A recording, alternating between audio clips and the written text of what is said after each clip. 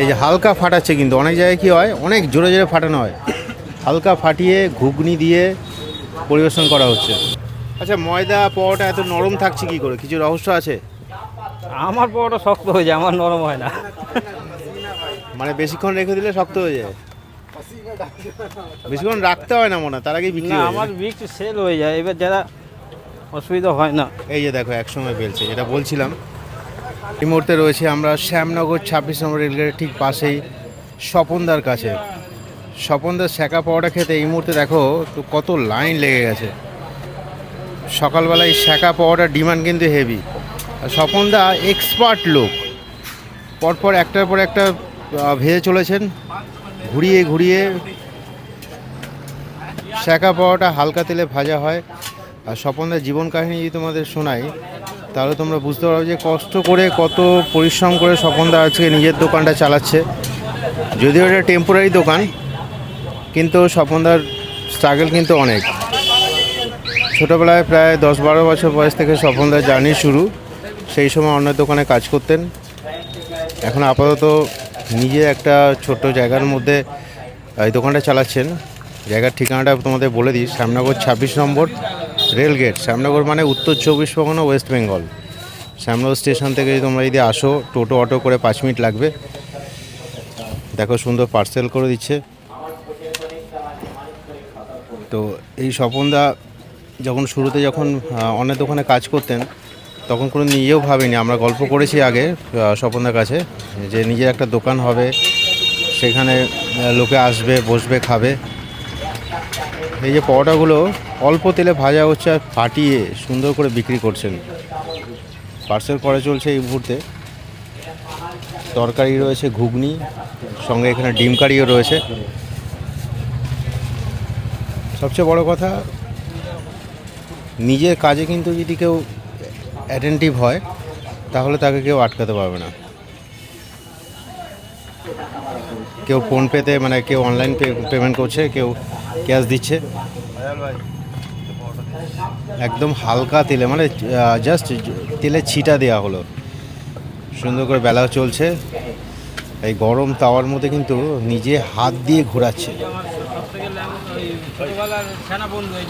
আচ্ছা, ভালো বন্ধু, সেনা বন্ধু। মানে তোমার বন্ধুরাও আসে খেতে এখানে? হ্যাঁ, ভালো, মানে খুব ভালো পরোটা। মানে রেগুলার খান আপনি? হ্যাঁ, রেগুলারই খাই। রেগুলারই খায়। তো দেখো, ব্রেকফাস্ট আমাদের বাড়িতে রুটি আমরা খাই, খেলেও অনেক সময় কী হয়, সেই টেস্টটা পাই না। একটু টেস্ট বদলাতে আমরা অনেক সময় এই ধরনের পরোটা খাই। সবচেয়ে বড় কথা, স্বপনদা অল্প তেলে ভাজছে। তোমার পরোটা খাওয়ার জন্য তো বাইরে থেকে লোকজন আসছে শুনলাম এখন। হ্যাঁ, আসছে কম বেশি। কম বেশি আসছে।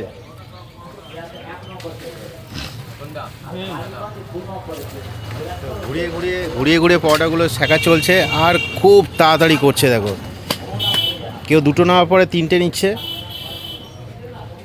ডিমের কারি আর ঘুগনির তরকারি। ঘুগনির মধ্যে কি সোয়াবিন দাও নাকি?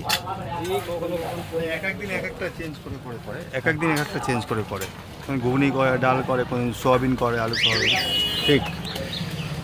আমরা যখন সবাই ঘুমিয়ে থাকি, ভোর 4:30টার সময় স্বপনদা চলে আসেন এই দোকানে। নিজেই সমস্ত কিছু রান্না বান্না, এই ডিম কষা থেকে তরকারি কাটা, ময়দা মাখা থেকে সমস্ত কিছু নিজে করেন। এখানে কিন্তু অন্য কোনো লোক কাজ করে না। স্বপনদা চাইলে করতে পারে, অন্য লোক রাখতে পারে, কিন্তু রাখেন না। নিজে হাতে ভালোবেসে সমস্ত কিছু করেন, তার জন্যই লোকে এত ভিড় করেন এই দোকানে।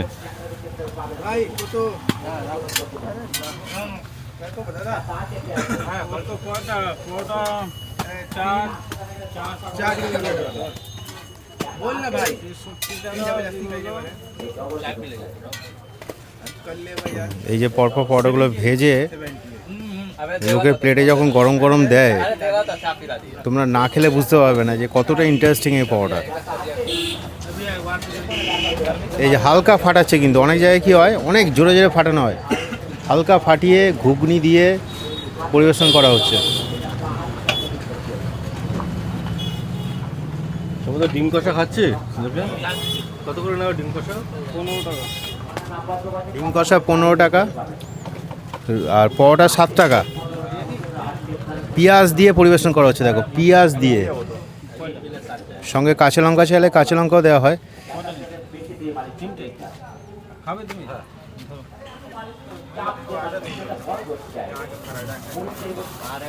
এক মুহূর্ত বিশ্রাম নেই স্বপনদার, কন্টিনিউয়াসলি স্বপনদাকে কাজ করতে হয়, এক মুহূর্ত বিশ্রাম নেই।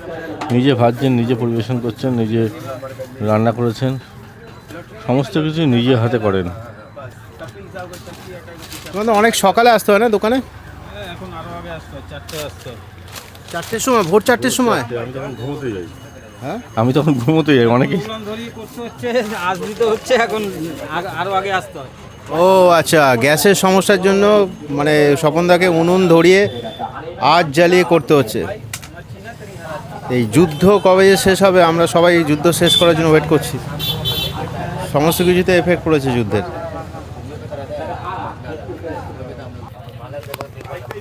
বলো, তোমার আজকে সকাল থেকে কত কেজি ময়দা গেল? ময়দা কোথায়, এখন একটু বেচা কেনা ডাউনই আছে, ডাউন আছে? একটু ডাউন আছে।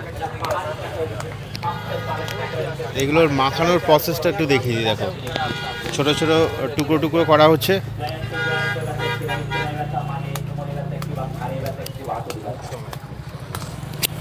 পরপর টুকরো টুকরো করা হলো, এবার একসঙ্গে কিন্তু স্বপনদা বেলবে সবগুলো।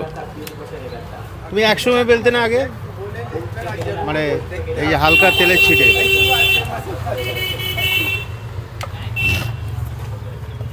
আচ্ছা, ময়দা পাওয়াটা এত নরম থাকছে কি করে, কিছু রহস্য আছে?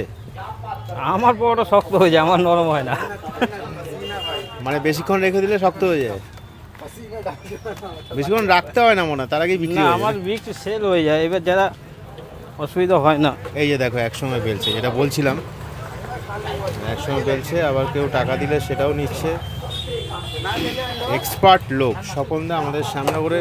সত্যি কথা বলতে দেখো, আমরা সবসময় ভাবি কি ঝাঁ চকচকে ব্যাপার থাকলে সেই ব্যাপারটা ভালো হয়, কিন্তু এরকম লোকও আছে যারা ইন্সপিরেশন আমাদের সমাজে তৈরি করছে, যে ছোটোবেলা থেকে অন্যের দোকানে কাজ করে তারপর নিজের দোকান খুলে এরকমভাবে ব্যবসা চালানো। সত্যি এটা কি বলবো, এটা লোকের মানুষের কাছে দৃষ্টান্ত যে মানুষ পরিশ্রম করে কোথাও যেতে পারে, কী লেভেলের পরিশ্রম করতে পারে। নিজে হাতে সংসার চালাচ্ছেন আজকে 12 বছর বয়স থেকে, আজকে প্রায় 36 থেকে 38 বছর বয়স আছে স্বপনদার।